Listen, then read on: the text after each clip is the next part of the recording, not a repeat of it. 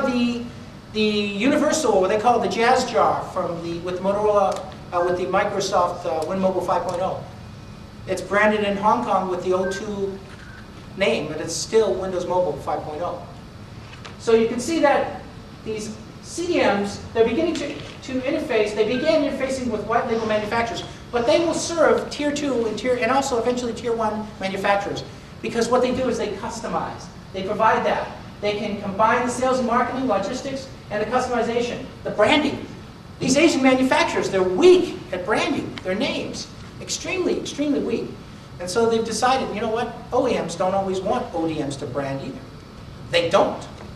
They will take their business in a heartbeat away from you if they feel you're eating or cannibalizing their markets.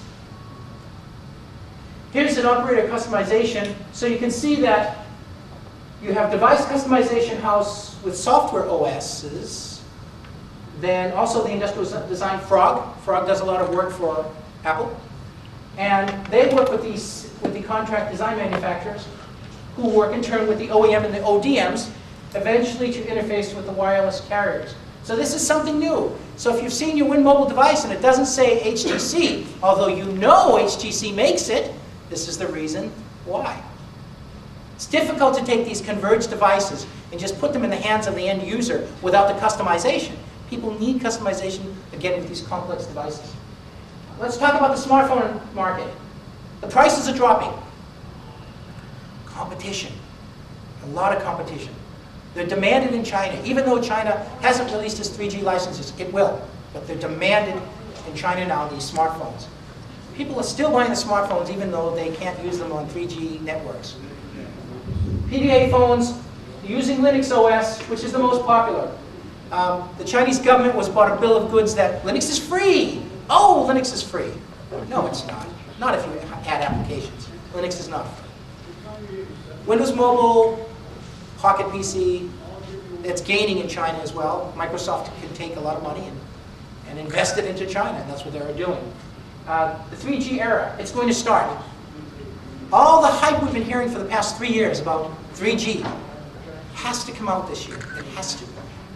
Any more delayed, and it won't be used in the Beijing Olympics because you need to deploy and it takes time to do the testing. And the operators are going to play a key role. Now these are very, very sophisticated devices, so the operators, you have to provision these handsets, these 3G handsets, and these converged smartphone devices must be provisioned. You can't just take it from the department store in China, plop your SIM module in, and expect things are going to work perfectly. No way. The operators realize that, so they're taking back a little bit of the control of which of these 3G devices go onto the network, because they can harm the network from the end user side if used improperly.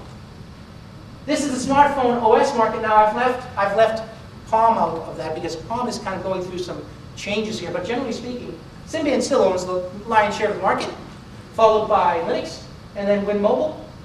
I'm sure people will dispute that, but that came from just one of the research organizations that I deal with. China smartphone sales, 2005, as you can see, about 120% there. So it's a dramatic increase. The local handset manufacturers are making smartphones. This is the reason. These are domestic and foreign vendors with smartphones in China. And these are some of the models of smartphones in China. Now Taiwan has a very, very sophisticated market for converged devices and smartphones. Taiwan is a very small place, 23, 24 million, but it has 100% saturation rate, and it has a very, very high reuse rate, repurchase rate as well. Because Chinese don't like to buy secondhand, right? Normally, they like to buy brand new. At least Chinese with a lot of money, they want to buy brand new. They don't want secondhand. DR showed it. We are. Okay, so handset devices in Taiwan total 120,000 units. 30% contributed from pen-based PD.